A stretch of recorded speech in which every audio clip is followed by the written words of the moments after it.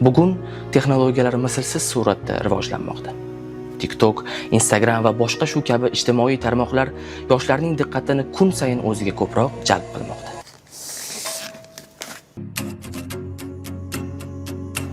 Ammo shunday bir nur borki, u hech qachon so'nmaydi. Bu kitob. Kitobdan uzoqlashgan jamiyat o'z ildizlari hamda o'zligidan uzoqlashadi. Keling, vaqtingizni faqat ekranga emas, bilimga ham bag'ishlang. Kutubxona eshiklari siz uchun doimo ochiq. Ana shunday bilim maskani Qibray tumani axborot kutubxona markazi.